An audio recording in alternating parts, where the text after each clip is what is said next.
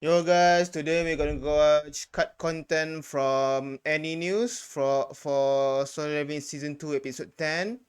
Let's see what they cut, especially what is different from the novel since I do read the manhwa. But yeah, let's start the reaction.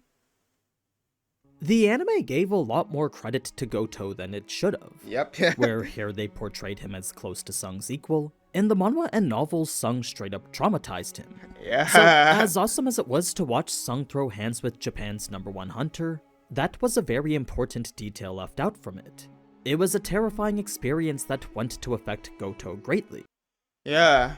This influences his actions. Doesn't this influence his actions in the no in the raid?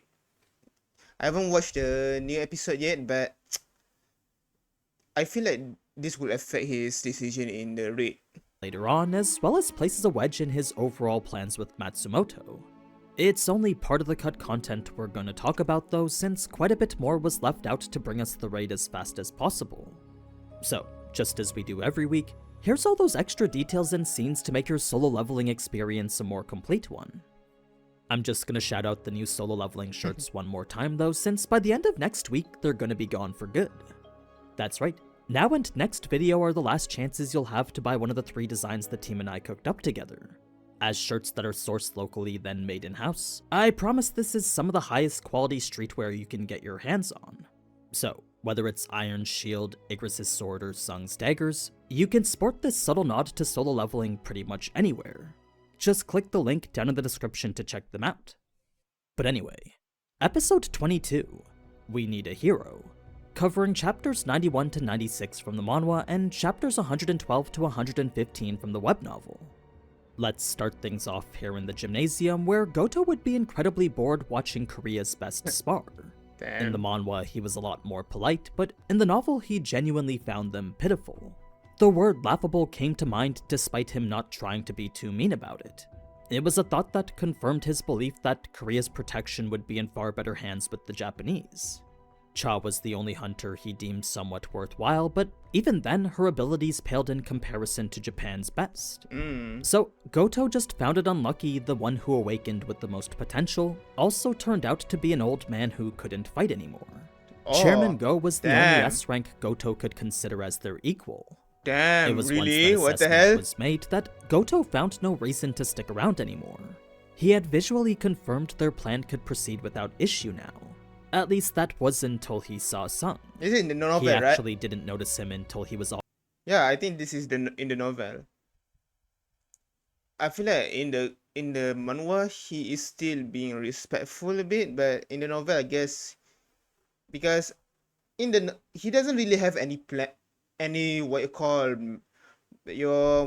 a big plan in in the manhwa.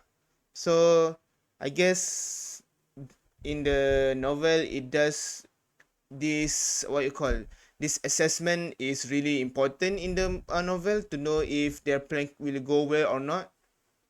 already in the room, so that's why Goto assumed Sung was an assassin type. In fact, despite Sung's aura being very much visible, Goto couldn't sense anything at all from him.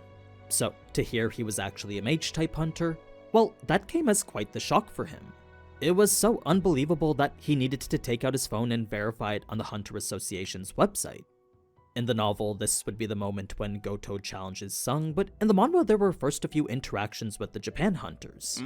Kei could barely talk due to the repugnant smell, but he did find Cha to be pretty interesting. Since she only blocked her nose using a handkerchief though, that made him think she was significantly weaker than him.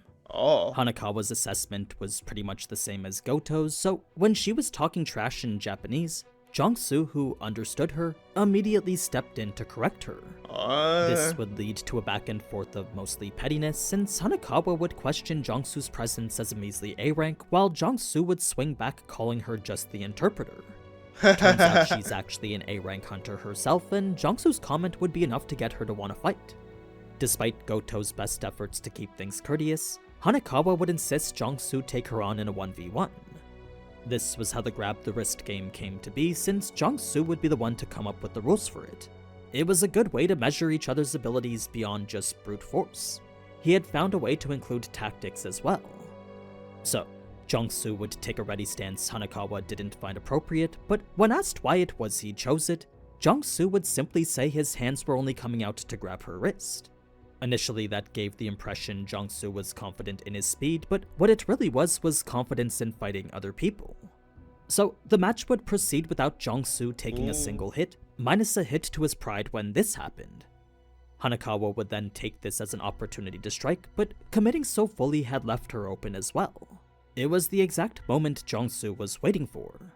With Hanakawa focused only on offense and forgetting about defense, Jong-soo was able to grab her wrist without her even realizing what had happened. Yeah, It was I a wish feat they he was showed able to pull off it. I solely kind of from his pissed off. experience fighting other people. So, we're in I know it's not really important or relevant to the story, but it's such a cool moment for a side character. Japan, Hanakawa likely... It's one of what you call a memorable, one of memorable moments in this solo leveling, for just seeing that this girl getting humbled only by fought another monsters. by another In errand. Korea, fighting other hunters wasn't as uncommon as she might think. That being the case, Jong-soo had a lot more experience predicting the movements of people. It was a stark contrast from the easily readable moves of monsters. A massive gap in experience that resulted in Jong-soo's victory. It was after that Goto would suggest the 4v4, masking it as a means to build trust, but what it really was to see in person just how strong everyone was. The rules were expanded to exclude assassin and mage type hunters, then in addition to the wrist, a person could win by touching their opponent's back or knocking them down.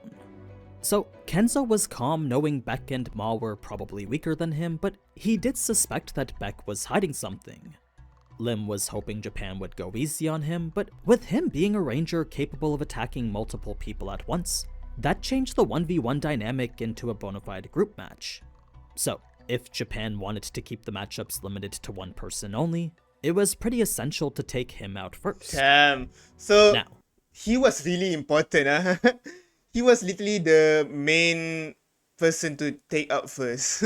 it was during the fight that Chairman Go would be in awe of how they were able to destroy the gym, but seeing their power reminded him of how much of a shame it was to be sending such young hunters to the battlefield. Atsushi lived by the rule of survival of the fittest, up to the point when he had to prove that he was the fittest. What I mean is that despite going at Beck with the intent to kill, he would hesitate at the very last second just like how he always did. It was a common occurrence that indicated the hunter lifestyle wasn't really for him. This made Beck reconsider his previous thought that every hunter wanted to fight, and it led him to call Atsushi a coward. To him, it was a shame that one of the strongest S ranks present was someone incapable of fighting. The fights would then continue just as we saw, except for a bit more context on what happened here. When enraged like this, Atsushi turns into a completely different person. He loses all sense of rational thinking and by the end can't even remember what happened during it. It was a crazy shift in mentality that, when active, enabled him to clear a B rank gate all by himself. Consider it a kind of berserk mode that put everyone around him at risk.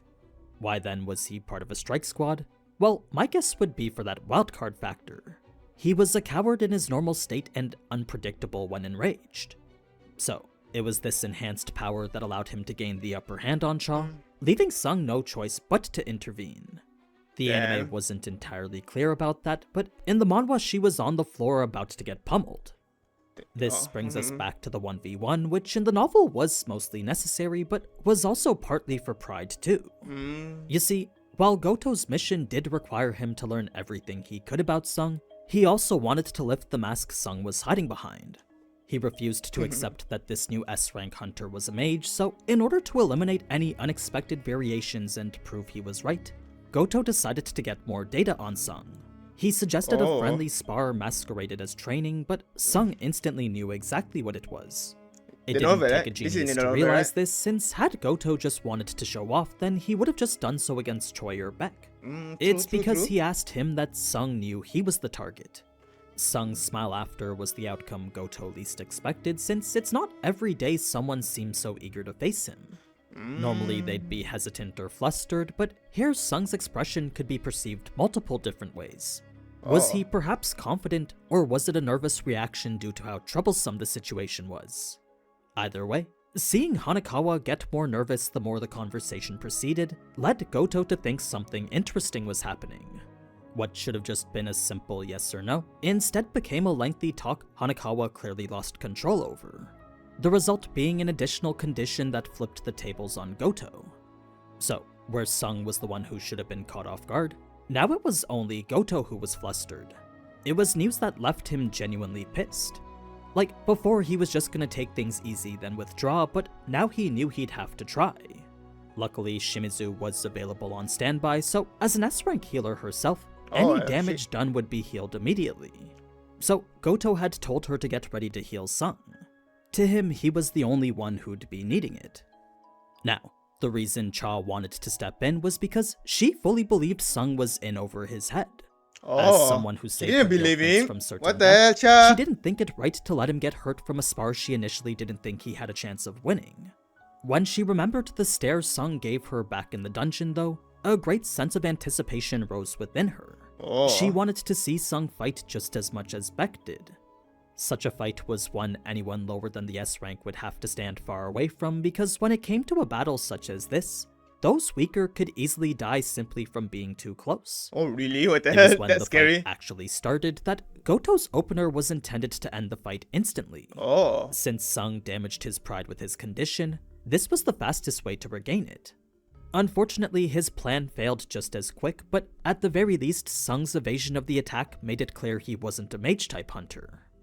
Goto still didn't know what it was the Korean Hunter Association was trying to hide, but his job of determining Sung's abilities was now one step closer to completion. The next steps were to peel back all the layers Sung was hiding behind that, an objective that would have him continue a relentless pursuit until all Sung was capable of was revealed to him. Damn, he's happy. Now, Yeah. while Goto was very clearly stronger than all the other S ranks present, the emotion Sung felt while fighting him was belief in himself. Since he could finally recognize exactly how strong he'd become, seeing this new power gave him incredible confidence. It was Goto's inability to hit Sung that led him to start going all out, so Brother gets naturally insecure. everyone was surprised Sung was able to keep up with him. What they all perceived as Sung hanging in there, though, was something Oh. else entirely that only Cha realized. You see, where everyone else saw Sung being led around by Goto's endless stream of attacks, Cha could clearly tell it was the opposite. Yep. The way Sung moved indicated he was in full control. He So, just like intentionally a let puppet him master hit. pulling all the Try to hit strings, it. Sung was managing the battle's flow in a way that left Goto no choice but to keep attacking. If Cha's assumptions were correct, then Sung was matching Goto's pace in order to get a read on him. It was a feat only possible if his own level was several times greater than Goto's. Yep. The only logical conclusion given what was being displayed right now. This then reinforced the notion the fight needed to be I don't remember that if in the manhwa did Goto actually what you call injured him a bit, because in the anime he did injured Sun Jin-woo a bit, but I don't really remember if the manhwa is the same or not. ended since Sung wasn't the one who was in danger anymore. No, all the risk lay solely with Goto now. For Beck, who was watching with his eyes of the beast, What the hell? That's his so assumption scary. that Sung could grow stronger was finally confirmed here. In comparison to the power he witnessed back at the association building, once again Sung's was now incomparably greater. So Beck's entire body trembled as he knew with certainty growing stronger was a possibility. Now, Goto was well aware Sung Detective Beck. suckered him into a battle of his own pace, so to be called the strongest yet now be so outmatched here, well, that felt like his pride was getting destroyed piece by piece. Wasn't he supposed to be the same level as a national level hunter? Yeah, with the Chinese guy too. The difference is that he never really complete a S-rank dungeon before. That's why he doesn't have that title yet. But to think that Sun Jin-woo is that massively stronger than a potential national rank hunter. Maybe Goto is what you call one of the weakest national rank hunter level character. But I don't remember the name. Thomas, I feel like Thomas was very strong. but we only see Thomas fight. I don't remember if we saw any other national rank hunter fights, but the battle Thomas was really strong. Thomas Andres was really strong in my opinion, but he still get bodied. But Eventually, he couldn't take it anymore, so what started out as training now became a full-on duel with the intent to kill. Sung picked up on this oh yeah, almost he got hit. instantly, and shortly after came a warning from the system. Should Oh, Goto continue the way he was, then Sung had no doubt an emergency quest would be issued. And it was then that he'd be left with no choice but to kill Goto. So, in order to prevent such a precarious situation from unfolding, Sung knew he'd finally have to get involved. It's the reason he it's so decided to cool. catch Goto's hand here. It wasn't because Goto had any sort of advantage, it was simply because Sung didn't want to be forced to kill him. Yeah, in the anime they didn't show it, but Sanjiwoo literally intentionally caught it so that it doesn't what you call pop up the quest where is obligated to kill or not. The system will kill him. So so in the anime it shows that really that Goto is almost in the same level as Sanjiwoo in terms of speed, but not really. But I do glad they do it like that. It does give us what you call a sense of anticipation or excitement to see. Goto, on the other hand, had every intention of taking Sung's eye out here, and that was an attack that went beyond just training anymore. So, unless Sung had stopped the battle right where it was, the system definitely would have intervened instead. The thing is, now the atmosphere was incredibly different.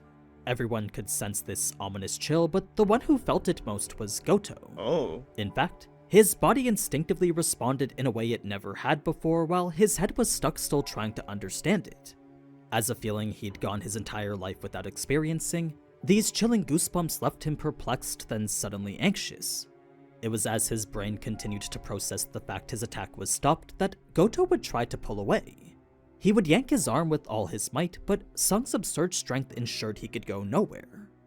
That's when Goto would see Sung's ice-cold glare, along with the tightly clenched fist cocked back, taking aim right at his unguarded face.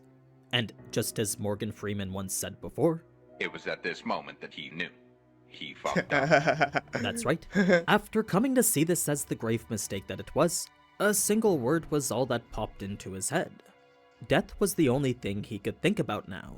Oh, He couldn't damn. understand why that was, but seeing the attack waiting for him made him feel that that might have been the outcome had he unleashed it. So it's for that reason Beck and Cha saw the need to jump in. They definitely could have been injured had Sung continued with what he was planning, but considering the risk presented to Goto, it was definitely worse to have the leader of the Japanese team succumb to injury or death. The fallout for it would have been cataclysmic, especially since the Damn. raid was only days away now. So, unlike how it was in the anime, there was never any risk to Sung at all. Not only that, but Goto would come out this fight fearing for his life. Having experienced a near-death call that was completely unknown to him, this would send him down a spiral Damn. from which he would never recover from. It's for that reason I think such a detail is important, because an outcome like that changes pretty much everything for Goto. In fact, when Goto went to compose himself after the fight, not only was a cold sweat persisting all over his body, but his hands were also bruised black and blue from how tight Sung grabbed him. Damn. It's then- I didn't remember the manhwa show that. Yeah, this. I didn't remember. I didn't even notice. All over his body, but his hands were also bruised black and blue from how tight Sung grabbed him. It's then he would call Matsumoto to inform him changes needed to be made, but with Sung not being on the raid list at all, Matsumoto assured him there was nothing to worry about. It was absurd news that was shocking to say the least.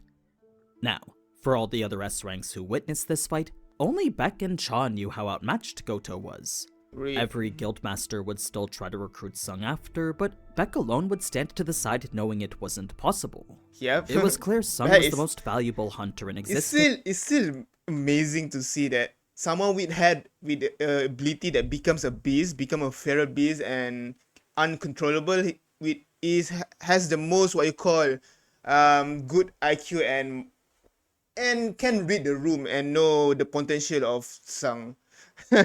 Like even the Che, didn't really know the true value of Sung, except of like back Cha is the only one know the true value of him.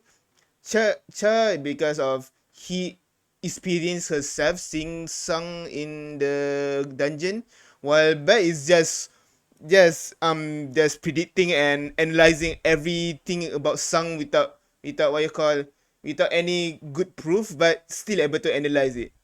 It's so amazing. And so, to think he'd Makes me join a appreciate guild Beck was more. just absurd. Luckily, he did have a plan B, and that was to maintain a relationship with him in a different way. So, Guildmaster Ma would comment how Sung was the perfect complement to his guild, since with so many mages making up the ranks from his, having a fighter was sure to balance that. That's Oh, when really? Choi would mention he was a mage type, and that would shock Ma just as much as it shocked Goto. In any case, with the meetup done and the raid only a day away, every news outlet was covering it non-stop. This was only in Korea though, as not much was being said about it from the Japanese side. Not a single station was covering the united front Japan had made with Korea there. Oh, really? It was when the Japan doesn't occasional really act? article did make its appearance online that the comments would usually be filled with hate towards Korea. It was two drastically different reactions to what was ultimately the same event. To focus specifically on the news in Korea, aside from the Ants' evolution being presented as the primary reason for the raid even happening, TV panelists would commend Min for coming out of retirement, while the online discourse would question Sung's absence. Those questions also came with a fair number of hate comments, since without any reason to justify his absence, they could only assume he was the same cowardly E-rank he always was. Damn, what the hell? When it came to how Sung really felt though, comments like these meant nothing at all. Yep. Reason being that the only people he was concerned with were back at home. In the novel, that mentality was pretty much the same, but though these past few days were some of his happiest, he really didn't want to miss out on the Jeju raid. His heart raced every time he thought about all the XP he could get. God damn, It bro, was when he bro set is that a aside and grinder. calmly analyzed what was really at stake that it became abundantly clear he couldn't Bro is the definition of power fantasy MC. Like, bro still wants to become stronger. Bro is hunger to become stronger. leave his mom like that. Ravenous. She wasn't even aware he was a hunter yet. Really? So, whenever he thought of telling her, then explaining how he was participating in the most dangerous raid the country has ever faced, well, that just brought back memories of all those sleepless nights his mom had back when their dad went missing. So, it's for that reason Sung couldn't do it. He couldn't have his mom relive those painful memories all over again. If there was one thing more precious to him than XP, it was the family he fought so hard to protect in the first place. The hate comments were something Jinna was more prone to reading, so if Sung had to be worried about something, it was pretty much how those might affect her. Other than that, Sung had no problem letting Korea and Japan duke things out on their own. So it was then that he would receive a call from Jinho, leading us to a scene I suspect will be in next episode. It also segues into a Jinho? scene with the serial killer I mentioned a few episodes before, but that's something they probably won't include either. Yeah, I don't think they Either will way, include I'll it. still wait till next episode just in case. Switching over to the scene with the Ant Oh, Queen, it hasn't in the finished yet? manhwa there were several orders she constantly ingrained into the Super Ant. Oh. The first was to make the enemies who stand in their way tremble in fear, the second was to become ever stronger, then the third was to consume all there was to consume. This would be the 3 rules this Super Ant would abide by. Now, for Goto, who was prepping himself in the meantime, he was still trembling from his face-off against Sung. In the manhwa, Sung's grip would still be imprinted into his Damn. hand, reminding How him of did I that all remember too that? uncomfortable feeling he experienced. He felt he was being just a little oversensitive. In the novel, Goto goes about dealing with this a different way, since here he would choose a more robust approach. He would be training inside the dojo of the Japanese Hunter Association, facing off against 3 S-rank hunters all at the same time. Damn. It was after easily incapacitating all 3 of them that Goto would confirm nothing was wrong with him. In fact, he had actually held himself back, since by not doing so he would have injured these S-ranks. Oh. So, as far as he was concerned, there was absolutely nothing wrong with his physical Damn, there's so much gap between S ranks and S ranks. Like, what the heck? I know that it's such a unique situation where because the magic, what you call the magic mechanism cannot detect any they just become error. They cannot detect any S ranks magical. Cannot calculate the S rank's magical abilities. They just the abilities between S ranks just become so vague and don't know which one is stronger.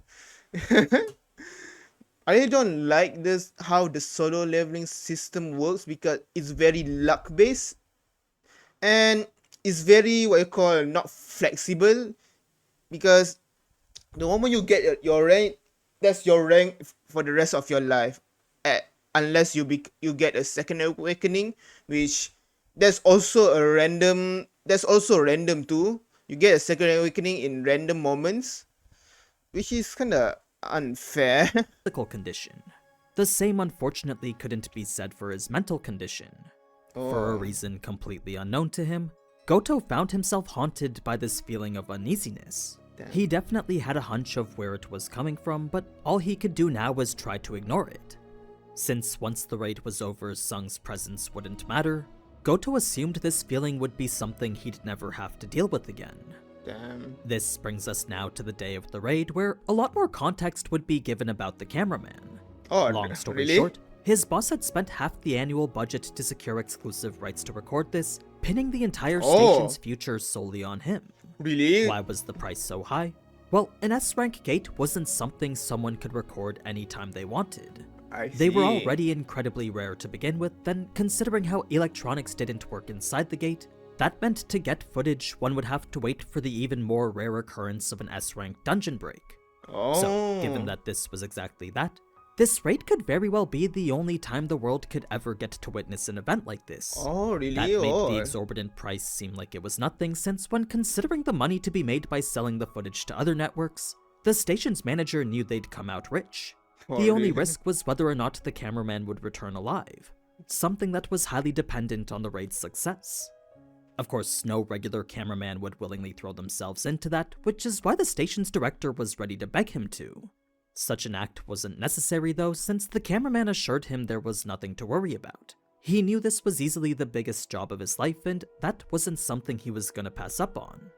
As one of the awakened who chose to live a normal life, he decided long ago to use his powers as a hunter to further his profession as a cameraman. Oh. He definitely didn't like raids or the fights that came along with it, but if being a hunter allowed him to get footage others couldn't, that was an opportunity he couldn't let waste. Can he fight He though? essentially decided to use his secondary profession to further. I guess he does fight a bit. He said it's secondary profession, right? His secondary profession is a hunter, so I guess he does do hunter things on occasions. His primary one. Now, normally the chairman wouldn't have let any TV station film this, but considering what was at stake, Mr. Go deemed it necessary. After 3 disappointing failures, the public needed to know they could still trust the Hunter Association. He couldn't let the sentiment of powerlessness continue to linger across the country. Damn, this is so unnecessary. So, with this raid having the highest chance of succeeding, Chairman Go allowed this broadcast solely with the intent to change that sentiment. In any case, anxiety couldn't even begin to describe what these S-rank hunters were feeling. Min's presence did provide quite a bit of relief though, since having an S-rank healer meant they could go as hard as they wanted to now. So long as he was present, he could easily heal them to perfect shape at the end of every fight. Mistakes were no longer as costly now. But yeah, that's pretty much everything from before the raid. I'll get into the actual raid next video, along with those extra details with Jinho I mentioned earlier. So, I heard that. I heard that this girl. Oh no, I cannot. actual raid next video, along with those extra details with Jinho I mentioned. I heard that this girl actually has her own backstory, and in the manhwa, I haven't read the manhwa Arise what you call origin story, so I didn't know that she has her own backstory. But damn, imagine. But the author is so weird sometimes. I don't know why.